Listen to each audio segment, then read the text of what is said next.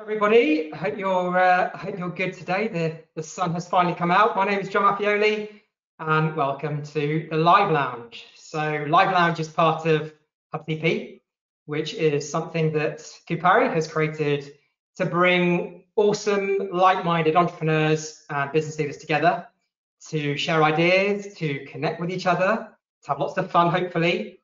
And during these weird times that we find ourselves in, very much to be inspired. And so today we have got a real treat for you in that we have my favorite entrepreneur, Juliet Barratt, who is the founder of Grenade. So I'm looking forward to seeing and talking to her shortly. Just anybody who hasn't seen me in a while, this is not an 80s wig. This is the real deal. Things are getting bad around here. So as soon as those hairdressers open, I'm going to be getting it cut. So yeah, sorry about that, everybody. Anyway, right, let's get down to what we're going to be doing today. So Juliet Barratt created Grenade in 2009, right at the heart of the last absolute terrible storm, which was the recession, the financial crisis. So she knows all too well what it's like to run a business when things are extremely difficult. And what makes it really impressive is that Grenade has been for the last 5 years in the Fast Track 100. They sell over 1 million bars a week in 80 countries. So this business is absolutely awesome. So there's three things that we're going to be focusing on when we talk to Juliet today. Number one is why now? Why now is the time more than ever to build a business, to really focus on that strategy and get ready for growth. How you can really seize the opportunity now, and some of the things you should be thinking about in order to really press that button and accelerate the business into orbit. And leadership style in terms of why being an authentic, really a real leader is so imperative now and will have a huge impact on the business. So Juliet, if Juliet could join us, we'll now be talking to Juliet about her awesome story. There you are, Juliet. My favorite. Can you hear me? You're right. Yeah, I can hear you. Good, lovely bookshelf at the back there, by the way.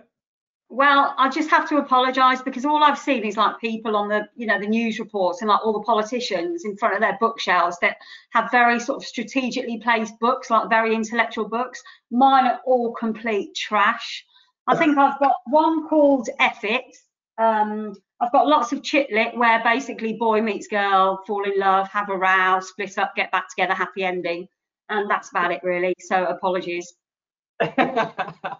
Right, so yeah, we've got 55 minutes together, and just to let you know, I'm going to be asking a couple of questions, and what we want to do is to enable the audience to be able to ask some questions as we're going along. So I'll start with one or two questions, and then we'll hand over to Steve, and then Steve will bring in the questions from the audience. So what was really cool about talking to you beforehand, and this is why I love talking to entrepreneurs like yourself. You were talking about playing tennis, and I said, "Are you any good?" And you looked me in the eyes, and you said, "John, I don't like to lose." And for me, that captures what makes really successful entrepreneurs, create amazing businesses. Now, you created Grenade right at the heart of the session. Tell us about how you started a business during the worst time to start a business, and really how you created this amazing entity. Okay, can I just do a bit of name dropping and a little sort of scenario about tennis first? Okay. I went to, as part of like we've been really lucky to be involved in like the Virgin Unite network via the Virgin Fast Track 100, and we were lucky enough to have the opportunity to go to NECA for like a Disrupting for Good sort of conference. So we went there. And on the way, we had to stop in like Puerto Rico, I think it was, for the transit. We had a few days in a hotel, and I booked in some tennis lessons. And I said to the tennis coach, there's always like a tennis tournament when you go to NECA. I said, I want to beat Branson. What are the tactics that I need to use? So it was none of this fair game stuff. And like the coach said, he's old, make him bend down. So we like practiced for hours, like all these really low shots. But I was close, but he still beat me, so apologies for that. But no, I mean, we launched Grenade, which was a sports nutrition business when we launched back in 2009, 2010, obviously in the heart of the recession. But when we launched, it was one of those things where if we either launched now or we didn't. So it didn't matter that there was a recession. We had a great business. We launched in the UK 2010 with one product, which was thermodetonator, a weight loss product. And we'd had a background in sports nutrition. We worked really hard on the brand. We know what sold, what didn't sell, what people liked. We knew we wanted a very distinctive brand, so we invested heavily at the beginning in a tool to make the grenade-shaped container, because wherever you were in the world, you would know what that product, that brand was called by the look and feel of it. So sports nutrition was where we started. We launched in specialist sports stores in the UK, GNC, Holland and Barratt stores. Products sort of diversified away from the core sort of thermodetonated product into bars. And we realised after seeing trends from the US that people were wanting more protein on the go. They wanted convenient snacks. They were getting more sort of invested in what they looked like. Health and fitness, was becoming really, really popular.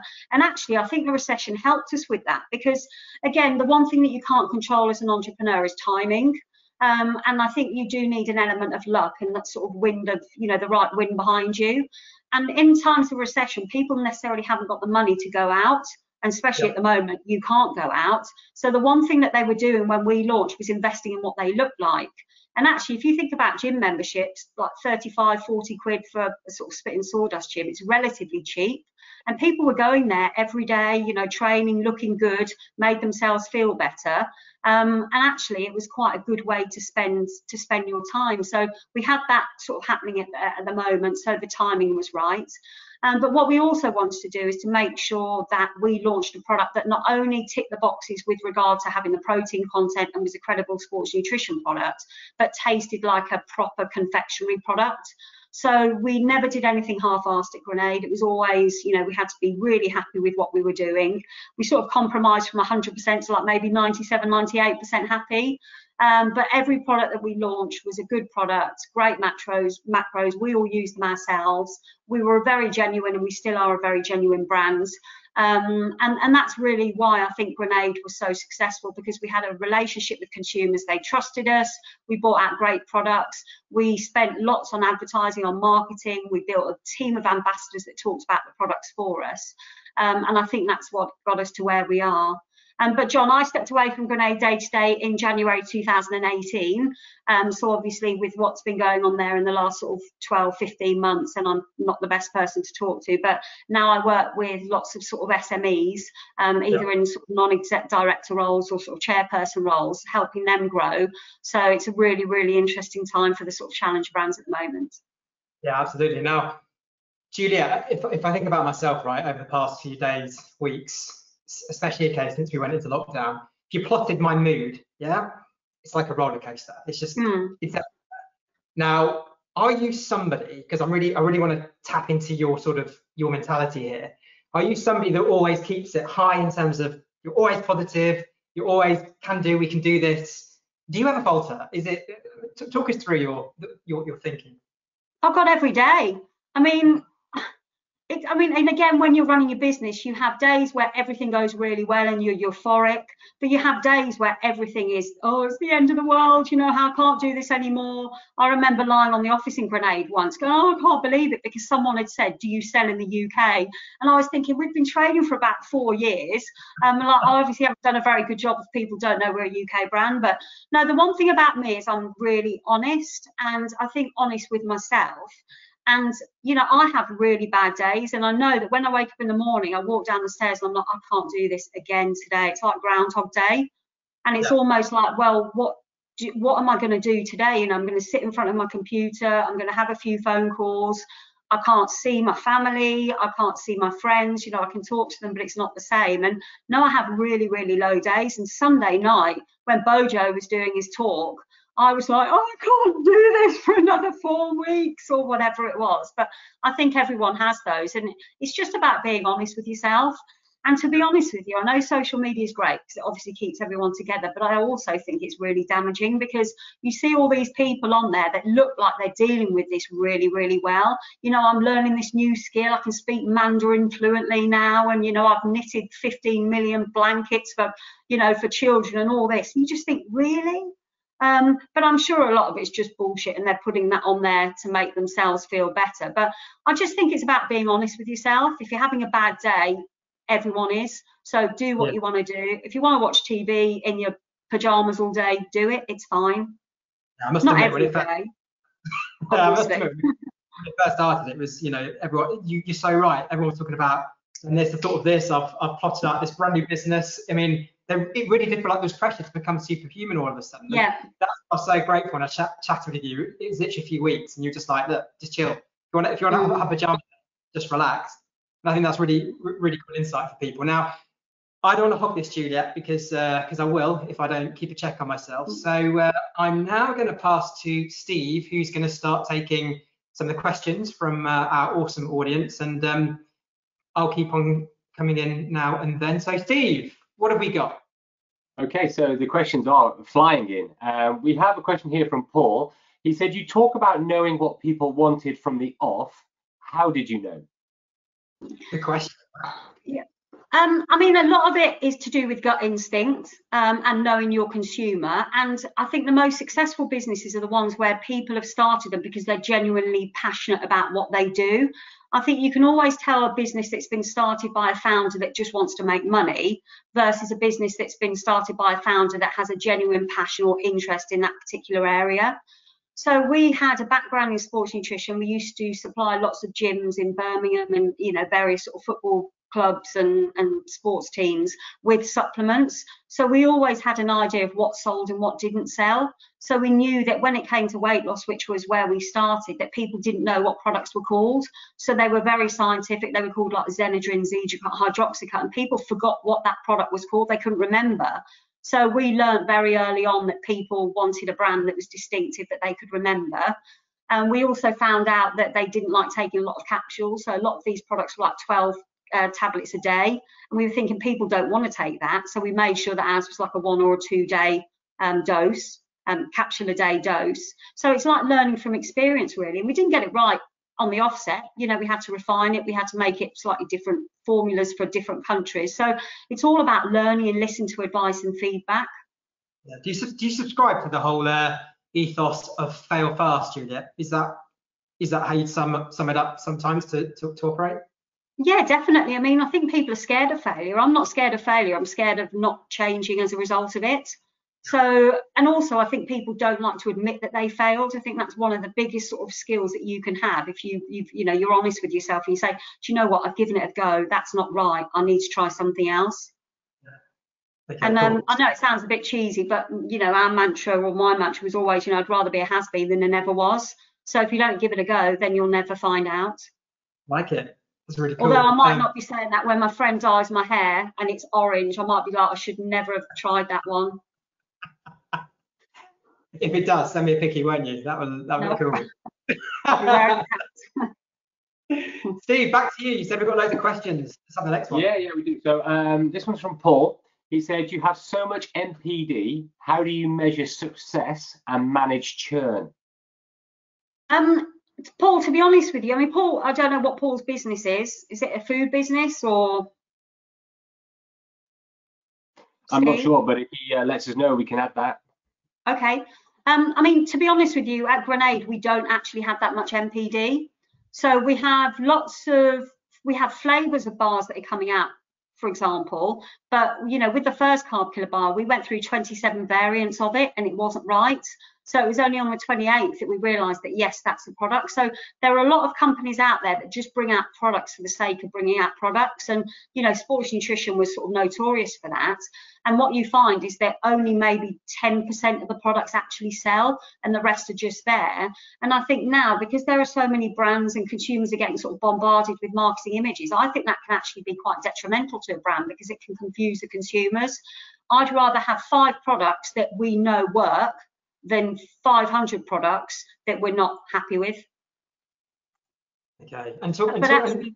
Sorry, John, just to say, I think there is a little bit on that, for some of the big retailers in the food companies, they want to see you having more than one product because there's no point them just putting one product from you on the shelf because it gets lost. So they like to see you having like 2 or 3 in the range. Yeah. And Juliet, you mentioned the products there and marketing. Something that I always found very, very cool when I was looking about what you guys were doing, especially in the early days, the marketing sometimes was outrageous. I mean, involved tanks going into city centres. Would your advice be now, based on the fact that there is inherent pressures around spending money, to go for it? What are your thoughts around that marketing aspect now? Because you guys nailed it. Yeah. I mean, obviously the times were different now, and this is the new normal. I think now there is a sensitivity that we need to consider when we do any activity. So it might look a bit flippant if you did a marketing campaign with, I don't know, whatever you were selling, outdoor clothing, it was like, sod this, we're going out. That would look a bit sort of flippant. But I do think that people are looking for good news. And they're looking for something that's other than the news at the moment. So I think really strong branded marketing campaigns where it's relevant to people. Like I used to, again, just shouting at the TV when, the Asda's, the big supermarkets, were advertising like all this like outdoor picnic stuff and people were going out. And I thought that's really, really insensitive, doing like a TV campaign where you've got people going out and enjoying themselves. But now they've actually changed them, so it's all like back garden stuff, and it's all been tailored to the sort of situation that we're in. So I do think that a lot of companies will stop spending, and I think that's actually dangerous. I think that you need to push forward. You need to make sure that whatever you're marketing, you know what you're spending, you've got eyes on what the ROI is going to be. You don't think there's going to be this massive sales push. You need to manage expectations. Because I think otherwise you're going to be bitterly disappointed. But, this is the new normal. So if it was just going to be locked down for a couple of months and then everything back to normal, then that's different. But now we need to move forward in these times. And what's really jumping out at me in what you just said there is people are looking for things that are going to give them inspiration, enthusiasm, make them feel happy. So are you saying marketing really should be guided down towards how you can raise people's moods? Yeah, definitely. And also relevant. So for example, I work with a vegan chocolate brand that have done a phenomenal job of keeping spirits up of not only the staff but of their consumers. And I think what we're doing now is it's almost like tailoring it to staying in, watching Netflix, barbecues in the garden. All the recipes are very much about the ingredients that you might have in your cupboard. So it's just being sensitive about people's needs, and it's all about sharing. So send your friend a parcel, show them that you're thinking of them. So it's those sort of messages that people are using in their marketing now. Yeah, cool. I'd like to talk to you in a while about different platforms, because I remember we've spoken about that before, Instagram, Facebook, and But before I do, Steve, back to you. We did get a response back from Paul. He did say that he's in the Tuck in Foods, which is food to go business. So I don't know if that helps you with your NFP question. And right, so sorry. No, please go ahead. I was just going to say, food to go at the moment is quite tough because obviously it's based on people nipping into a store to pick something up for their lunch on the way to work. And I know some of the big retailers have actually stopped like promotions and sort of activity in the food to go sector because they're obviously focusing on like the sort of the more like the staples. But still, I'd encourage businesses that sort of are young entrepreneurial to really push forward and make people, give them a reason to buy your product. Because what we're finding, and we've done some sort of research via a digital agency that I'm working with, is that people are actually stopping spending a little bit now at the moment because the realisation that this is the new normal is starting to kick in. So when it comes to foods, and Paul probably would have realised this, is that March was a boom because everyone was stockpiling. April was a bit rubbish because everyone still had a lot of stocks, and May starting to normalise a little bit. Right. Cool. Steve, so, we do have a fresh question. I like this one. This is from Steve. He said, so would you say to any entrepreneurs right now, if you believe in the idea and your business model, you should launch even in these dire times? It's so, I mean, I can only speak from my experience, and for me it would be yes, because, I guess it's like having kids. Is there ever a right time? I mean, obviously not for me because I've never had any, but I just don't think you can't plan the time. You could wait 6 months, but we're still going to be in this situation. I just think it's about being realistic and making sure that you manage your marketing messages, you're sensitive. And actually at the moment, and this sounds like we're taking advantage of the situation, but there's a whole pool of really, really talented people that have been furloughed potentially until the end of October that are allowed to work, but not for their company. So, you know, you've got a whole pool of talent there, whether it be web designers, whether it be, I don't know, digital agencies, graphic designers, you know, that can actually still work and might want like a month contract or, you know, work for 6 weeks. And I think that's a really, really useful pool of labour, of talent for entrepreneurial businesses that might not be able to afford someone full time, but could really do with it now. So, for example, I'll just give you an example. At one of the companies I work for, we employed a head of operations. She was meant to start at the beginning of April. Unfortunately, we can't employ her because the manufacturing facilities are shut. I do some other work for a drinks company, and they were talking about, you know, they've got a brewery that they work in, that they own, and they were saying that they need some processes, some like structure put into that about like stock control. And I said, well, actually, I know a really good operations lady that's been furloughed. She's not working. Why don't you talk to her to see if you can work together for 6 weeks so she can put some of these processes in place, and then she can start at this new company where she was meant to work. And it's a win-win situation. She's over the moon and both companies are over the moon. So straight away, that's what you mean by opportunity. You know, there's some definitely. awesome right now. Yeah, and again, you know, you've got kids from university that are at home. Their exams are going to be finished in sort of 3-4 weeks time. They're going to be bored. So, you know, can you tap into those guys to, you know, look at your social media for you? Is there anything that you can work like as an intern basis? Can they help do some market research for you? You know, there's lots of talent out there that probably aren't working as much as they want to at the moment. Yeah. So, Juliet, I'll go back to Steve in a second, but you just touched upon their social media. You have LinkedIn, you have Facebook, you have Instagram, there's now TikTok. I mean, there's a lot of stuff out there. Have you been on TikTok, John? Have you been on TikTok? I haven't, but you know what? I'm thinking a TikTok debut is needed. I've just got to, I've got to dance. Is that how you do it? You've got to. I think that's what it is. Yeah. So let's do one. Let's do a duo. Anyway, train of thought. Yes, back to social media. So you obviously smashed it in terms of getting your brand out there. Can you just give us some thoughts around LinkedIn versus Facebook versus Instagram?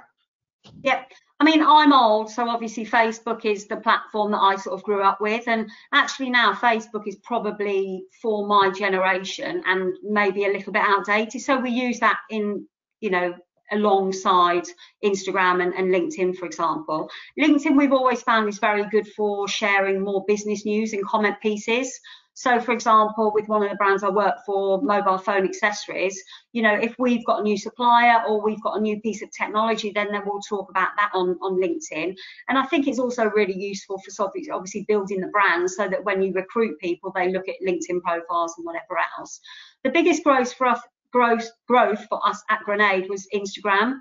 So when we launched back in 2010, it was really, really early on in social media days. Instagram wasn't a huge platform then, but by the time we got to 2015 and we were launching the bars, Women Love Chocolate, we had really nice photos on there, and that was really what changed the dynamics of Grenade from a predominantly male brand to a sort of 60-40 female focused brand. It was 1, the chocolate bars, and 2, the use of Instagram. And I think what brands are doing really well now is that Instagram used to be used for just like, you know, this is a product like Kim Kardashian holding a tub of protein or whatever and getting paid like £1 million to do it. But consumers are really, really savvy now. They don't like being sold to. Obviously, you can't advertise like you used to be able to advertise without saying it's a promoted post. So it's about that genuine content. And like user generated content is so important because, you know, the one thing that we found with the food brands is that people relate and buy off other people. So it was all about building the influencer base, credible people that actually use the product to talk about your product and really be the sort of voice of your brands out there. So the content that we generate from the company itself is really quite limited. The majority of it now is user generated content. Right. And so imagery is really important then. So yeah, it is. So we take from this, get that imagery looking fantastic. Yeah, but I don't necessarily think it's just about looking fantastic because again, you know, there's this bit of a stigma attached to social media that's for like perfect people. And consumers don't want to feel that they're not good enough to use a product. So the one thing that we always did was use genuine athletes that genuinely love the product, that train really hard, that look good, but they weren't models. And that's really, really important because, you know, let's say for a vegan chocolate bar, you don't want some stick thin model girl looking absolutely perfect where you're sat at home in your tracksuit bottoms thinking, I feel really guilty for eating a bar of chocolate. It's got to be realistic, and that's really important. Cool. Thanks, Juliet. Steve, next question, please. Yeah, well, before I go on to the next question, Paul has shared where he's gone with his food to go, and it's been good because then the rest of the group might benefit. So he said that he added a huge portfolio of products to make his offer more broad, and then he pivoted to a more online market, so to try and to broaden what they're doing to try and get around it. So that was a good share, I think. Now, our next question, you name drop Richard Branson. So Ryan has asked, with the Richard Branson name drop, with the current situation outside of damage to himself, what do you think the impact on all of will be on all the Virgin brands? And don't you think his public statements have been careless, to say the least? Oh, it's such a difficult one because obviously sort of that, I mean, that's a really, really good question. And I think it does show how one wrong move, whether it be misreported by the press, I don't know, but how it can really damage a brand. And I think, you know, he's come out today, hasn't he, saying that he's raising over 450 million, is it, by selling shares of Virgin Galactic, which is his real baby. So he's obviously losing control of that to raise some money. But I think, you know, fair enough, he doesn't pay personal tax because he lives in Necker, but his companies do pay tax in the UK. And actually, if you looked at the shareholding of his companies, he doesn't actually own that much of them. So I do genuinely think he's had a bit of a bad rap. He could have managed it much better. You know, his PR team should have managed it a lot better. But, you know, these are unprecedented times and there's no sort of rule book as to how to manage it and how to deal with it. Everyone, you know, nobody really knows what they're doing. It's all about sort of taking every day as it comes and just trying to get through it. Juliet, thinking of and talking of great leaders like Richard Branson, and really focusing on your style of leadership, something that I've always really enjoyed about talking to you, getting to know you, is that you're very honest, you're very real, you just say it how it is. Have you always subscribed to that type of leadership, where just being very to the point? Or is it something that has developed with more confidence as you got more successful? It'd be just to get a really good feeling of your leadership style. Yeah, I mean, I've always been really honest because I think that your staff deserve that. And actually, I think in sort of troubled times like this, I think honesty is going to get you through it. So, you know, for example, you need to be honest with your staff about the pressures, about the sales, about what you're trying to do to increase those sales. You've got to be honest with your suppliers as well. So suppliers want to work with you. So if you're struggling to pay a bill and you're on 30 days, you know, could they work with you and extend it to 45 or 60 days? So I think that honesty is key. I do think you have to be quite tactful. So, you know, there's a difference between being brutally honest and almost rude and upsetting people. You do need to be a bit tactful and respect your staff and make sure that you're not just saying, well, that's crap. It's like, well, you know, do you think you can improve on it? And just obviously working with them because they are your family and they're your biggest asset. That's interesting. Oh, yeah, but I'm blunt. I'm really blunt. You know, I'm awfully blunt. You know, to the point that my accountant, this was years ago, and I shouldn't really tell you this, he came round to the house and he had a picture on his phone. I said, why have you got a picture of the horse's arse on your phone? And he said, oh, that's my daughter. And like, from the angle that it was, I thought it was a horse's arse. And of course, I just came out with it and said it. It's just, and that's the sort of person that I am, where really I should have think, well, no, he's never going to have that picture on his phone. So maybe don't say anything. How did you just... My accountant knows, so that's good. Just out of interest, how did you backtrack from that? I mean, what's your comeback when someone says no? I think it was like, oh yeah, it was the angle. But like I said, he's still the accountant, so it's fine. Steve, next question, and thanks Ryan for your earlier question. That was really Steve, next question. Yeah, we got a great question. How do you implement cultural change as a leader during a tough time for business? And I think this is, you say his name is Gay. I don't actually think you can change the culture. I think that cultural fit is the most important thing in a business. And like we always said that when we employ people, you need to make sure that if it, you know, you can spot like a 9 or a 10 with the skill set easily, but you can't change someone's culture. So if they're not on brand, if they don't get the brand, if they don't get, you know, how you work and what you want to achieve, then it's very, very difficult to change that. And again, that's where honesty comes into play. So I think you need to be really honest with your staff about what you're trying to achieve, and then that should sort of keep them on board. But, you know, we've always said that if you hire the wrong person, that can have a really, really negative effect on the culture of the business. And if that was the case, then you really need to sort of let that person go really quickly for them to find a role where it's more suited.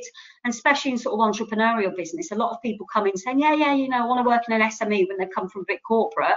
And when it comes to like rolling up your sleeves and like sort of thinking outside the box and maybe working a bit longer and not having an hour at lunch, some of them just can't cope with that. But, you know, that one wrong person with the wrong culture can have a really sort of negative effect. And I see it in the businesses that I'm working with now. You know, they've built really, really strong teams, and with the, you know, the founders that are in place, the MDs, they're constantly working with their team to motivate them. So they have like the daily calls, you know, they have meditation sessions and yoga sessions that they book in. You know, they order pizza for them on a Friday night and get it sent to their houses. So it's all those sorts of things that keep the staff happy and actually don't cost you much. It's just, you know, a little bit of money and a little bit of time to organise, and makes such a huge difference. And, you know, if you keep your staff on side like that, they'll bend over backwards for you, especially at times like this. On the subject of your staff and your team, Juliet, do you feel that I mean, the hardest thing is if you get the wrong person. I mean, that's really damaging for your organisation. Yeah. Have you always been pretty good at being able to just sift through it and get that person out, or is that something that you've learned with experience throughout your career? I think at the beginning we used to bring people in that didn't necessarily have the right skill set, but with the right cultural fit. And actually, a lot of those staff are still with the business now, like 10 years later. So they've actually they're the right people. We get on well with them as friends. I think there's pressure on you as the business grows, and you need to recruit quicker. So you almost feel that you have to take people on that have got the right skills. But again, you know, like I said, if they come from a big corporate, then maybe they're not the right people. But I think we were pretty good at Grenades. You know, we used to have a lot of time with new starters where we used to give them a bit of background into the brand, and they could have a Q&A with myself and Al. So they actually knew about us and where we were trying to go from and to. And I think that's really important, because a lot of businesses, you assume that your staff know what the business wants to achieve, and actually they don't. So it's just about engaging with the staff, so like weekly catch-up calls and making everyone feel really valued and part of it. Yeah, so that's really important, is it then, in terms of that purpose and really being able to get people to understand what is it that you're trying to achieve and drive the business to back. Yeah, definitely. Steve, next question.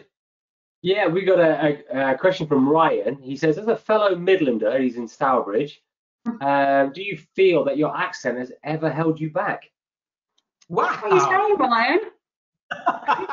From Yam Yam lands, where you are, they no, I mean, not really. My dulcet Birmingham tones. No, I haven't really, to be honest with you. And I think that's because, you know, it's all very genuine. So no, I haven't. And I'm not very good at putting on a posh voice. I think it's really important that you're sort of accessible. If people think that you're like them and, you know, they can relate to you, that's really, really important. I think if you start a business and you're like that groomed businessman or that woman with like high heels on in a suit and whatever else, and, you know, you think you're above everyone else, that just never works. But I sounded really Birmingham then as well. That's your fault, Ryan. Julia, I know Ryan. He's a Wolves supporter, so bless him. He's probably, I don't know. It comes from a bit sad at the moment. Yeah, bless him. But I used to live in Stourbridge, actually. Hey, Ryan, you're throwing anything at me right now, by the way. Okay. Cool. We digress. Thanks for that great question. Juliet, in terms of, let's go back to very difficult times, and again, the roller coaster. Going back to when you were creating the business during the heart of a recession, have you got any advice for things that you did, from any routines, whether it be the morning, lunch, after, whatever you did that just helped you take a breath and just reset?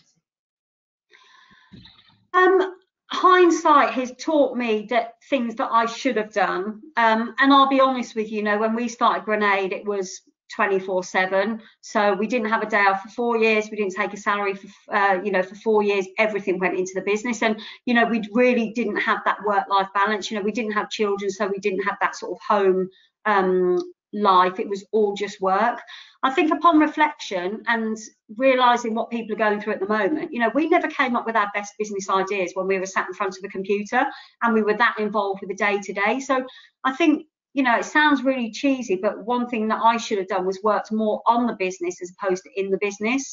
So whereas I was checking every web banner, I think, because it's your business, you're so sort of surrounded by it, you forget to see what other people are seeing from outside. So I was like checking every web banner that went out, every flyer that went out, every color on every piece of artwork, and then sometimes you don't get time to sit back and think, well, actually, this is the sort of new product that we should be developing, or let's look at a strategy for marketing in Germany, for example, because you're too busy checking web banners. And I think as you get better staff around you that can do the day-to-day, you never want to lose touch with it, but you do need that headspace to be a bit more strategic. Yeah, and so is it a discipline, do you think? Does that require teaching yourself a new discipline to be able to distance yourself? Well, I don't necessarily think that's to do with discipline. I think that's to do with bringing the right people in to support you. And I think a lot of small businesses do run really, really lean, and you think you can do everything yourself. And yes, you can, but actually you should free yourself up to do the things that you're really good at doing. So we probably didn't bring in staff soon enough. And actually a good team around you can create lots of more opportunities and give you a lot more time to develop a lot more, new products. Sorry, I forgot the question now. It's my age. Don't worry. No, it's just in terms of how you manage. It's about discipline and being able to stop yourself. Into the detail and getting too much into stuff that actually is not going to make a massive impact. Yeah, I mean, with regard to discipline, I'm massively organised, so I think that's key. If you let everything sort of pile up, then that can make you feel sort of a bit under pressure. So I was always like dealing with everything. I have a routine every day, so for the last however many years, I'm up at 5 o'clock in the morning, and I'm on the treadmill, and I do that even now. So it might be like sort of 5:45 now, but every morning for probably the last 25 years. I run for an hour in the mornings, and that's my start to the day. And I think that's really important at times where you sort of lose the structure. So we're all working from home at the moment, and I think having that start to the day is really good. So even though I said earlier, about sitting in your pajamas all day if you want to, you don't want to be doing that all day. And I saw an interview with some guys that were held captive. And they were saying that actually the things that you should do is plan to get through every day, as opposed to planning to what you're going to do when all this is over, because you need to set yourself short-term goals that you can achieve. And then they also said have a shower every day. So obviously like they've had a shave or a shower or whatever to obviously look after yourself, that sort of self-respect. So I think that's really important as well, John. So let's put some context on that. We had a little chat first thing this morning, very, very early. And I looked a bit dishevelled, didn't I? I've been up, showered on the rowing machine, just saying.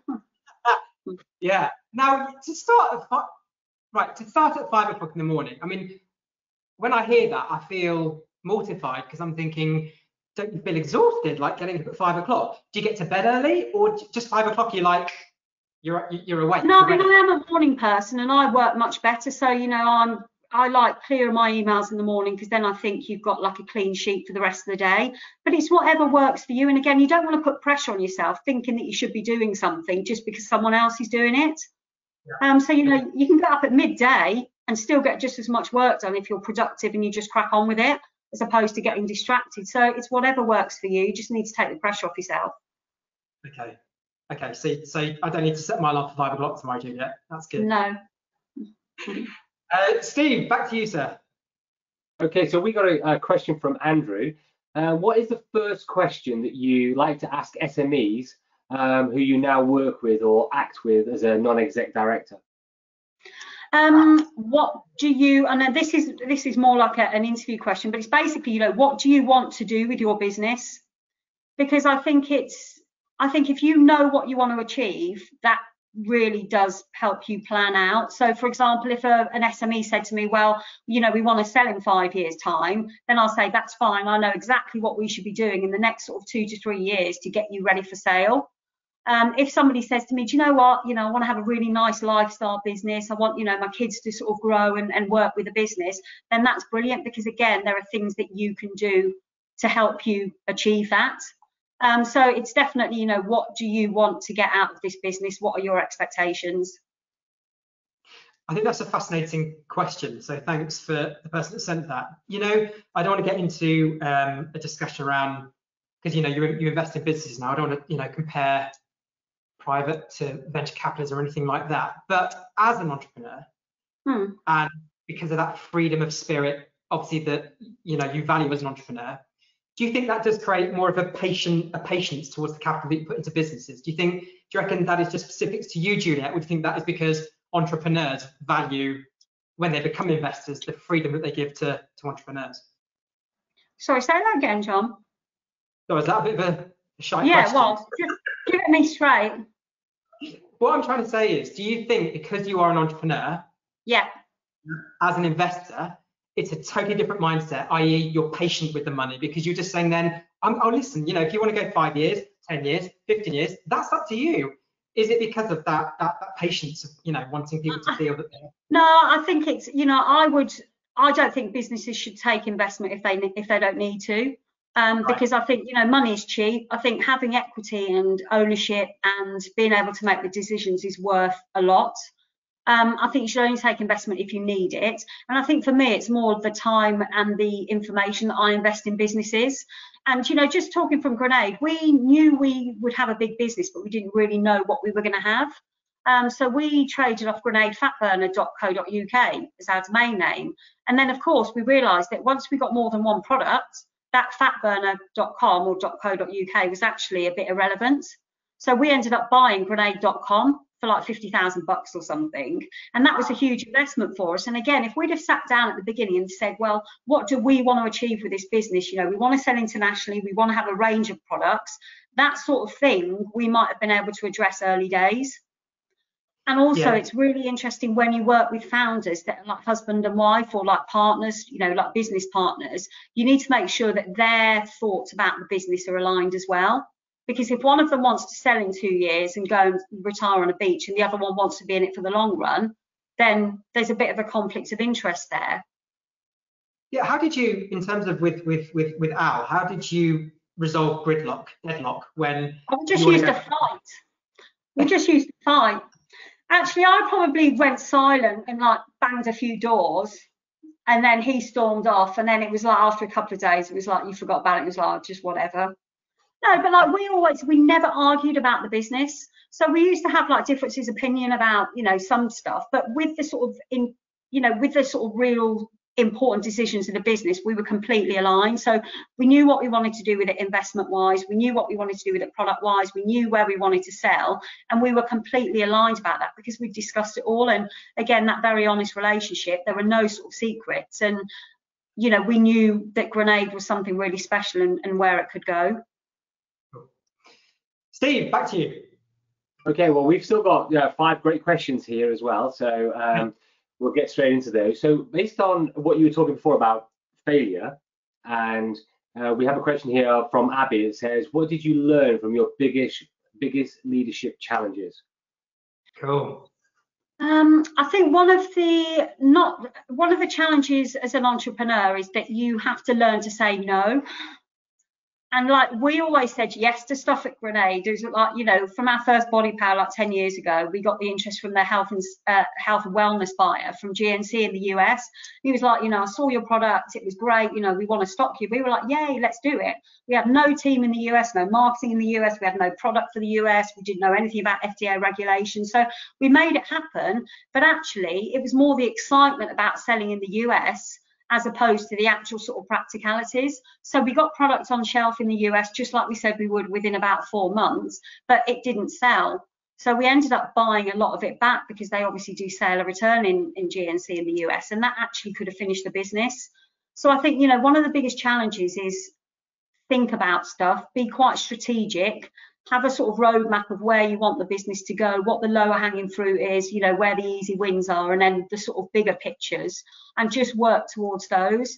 And of course, if any sort of opportunities come up, you need to think about, well, that's great, but have I got the resources to do it? Financially, can I do it? Is it going to affect my UK business? It's just about measuring up the sort of gain from, you know, all the sort of issues to get you there. The business went into the SME Export Track, didn't it, in 2017? So yeah. Are you, in terms of when you're looking back and all of a sudden now all these countries that your brand was in, did you feel that it was definitely the right decision to really go international?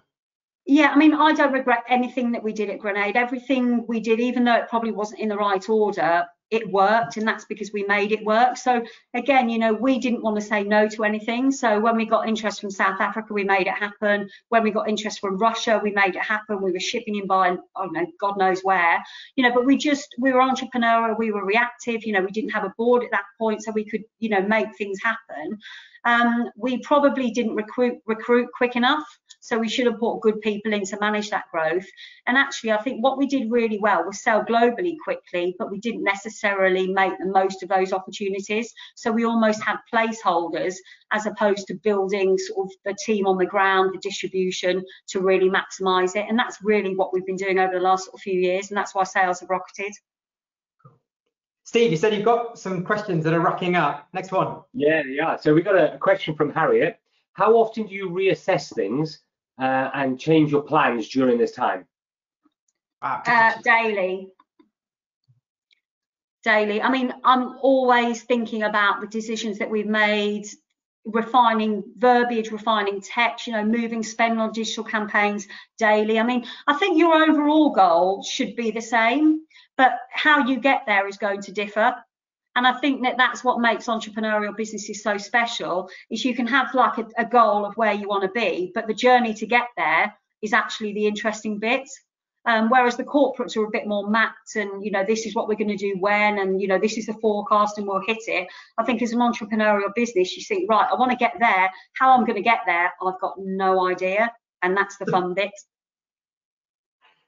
Do you think as a result of that, when, you know, the business gets more successful and more corporatized, that a lot of the fun goes, or do you just adapt and get used to other forms of fun?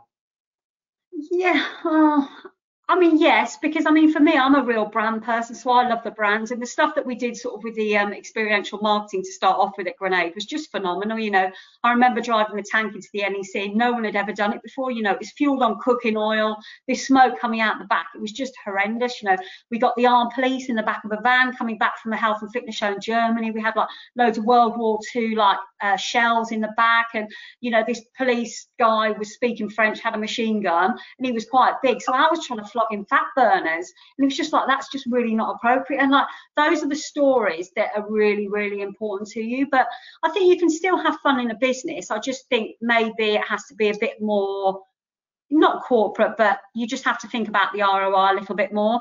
And again, of course, when we were starting out, we didn't care. We just did it because we wanted to do it. Yeah, I love that. We just wanted to do it.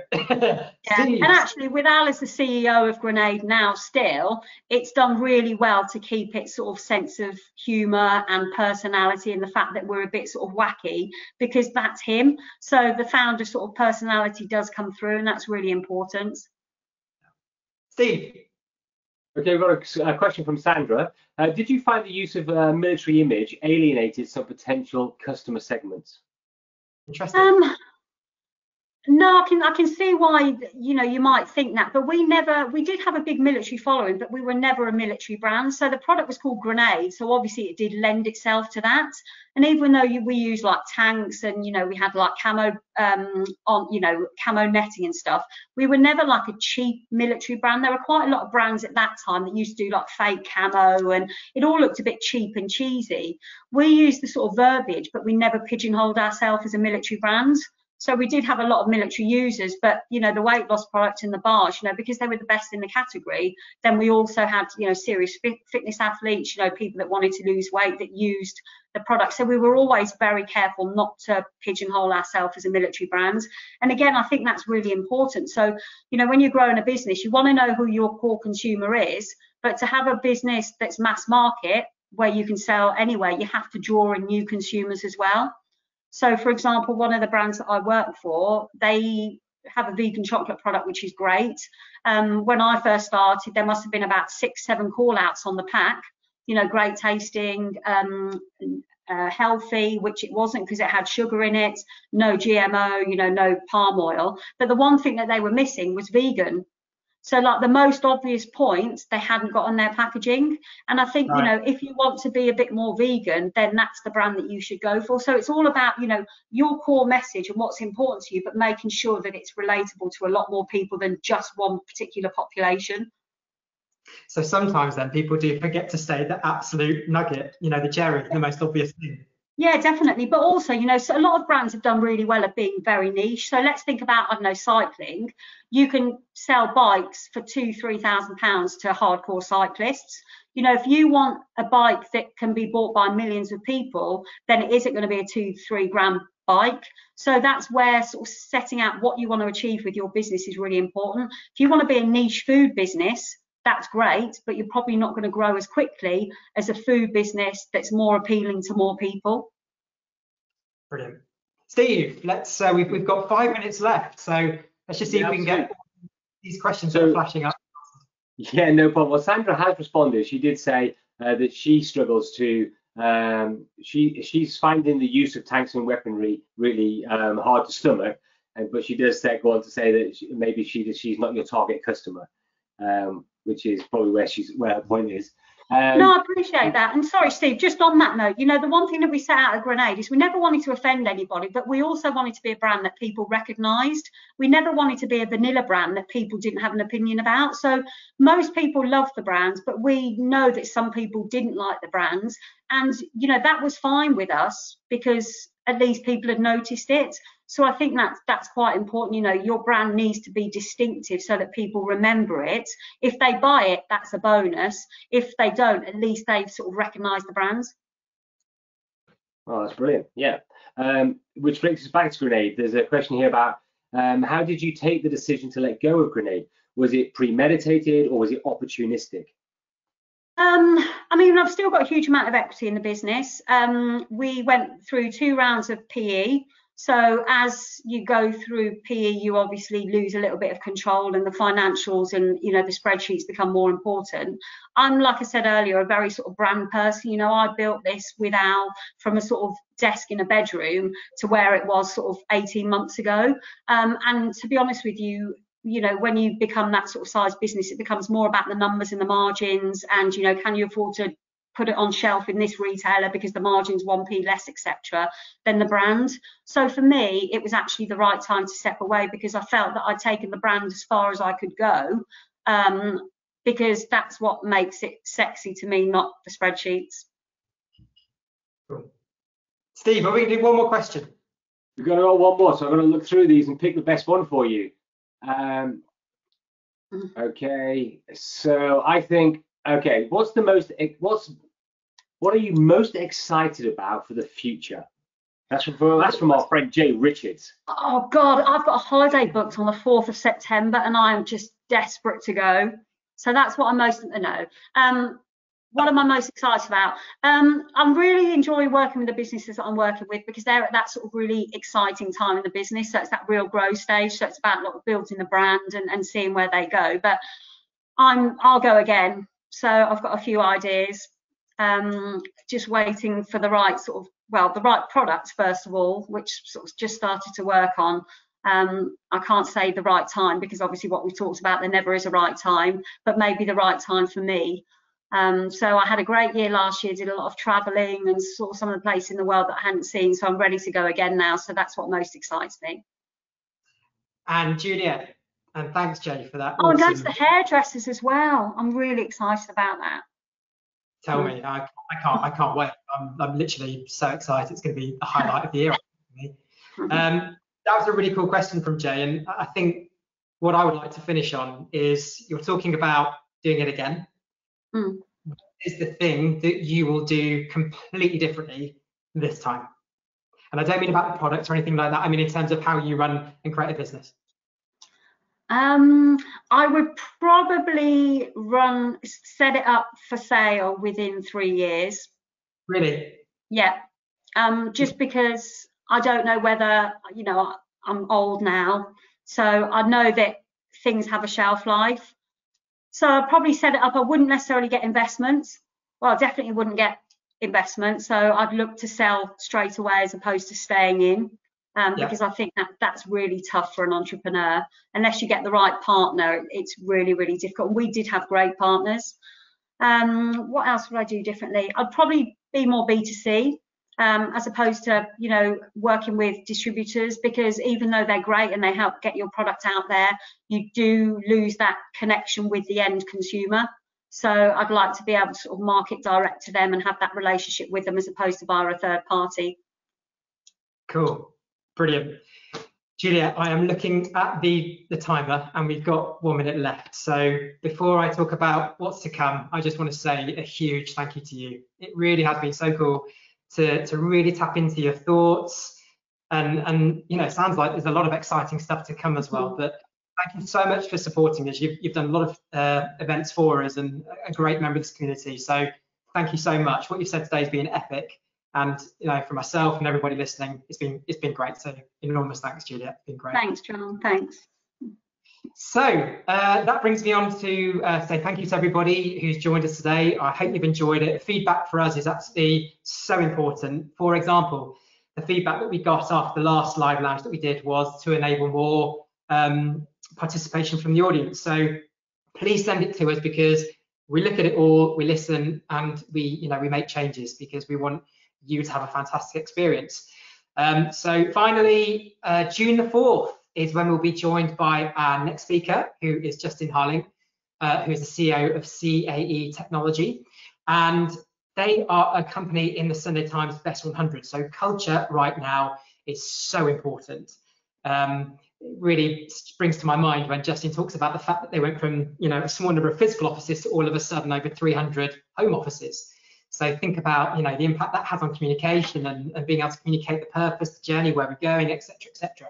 So Justin is going to be talking all about culture, his experience of getting to Sunday Times Best 100, but also how digitally some of the tips and techniques of how you can use digital elements to really keep that culture moving forward. So thank you so much, everybody, for joining us. It's been lovely talking to Juliet, and I hope you all had a great time, and look forward to seeing you for our next live lounge later in June. Signing off, see you later.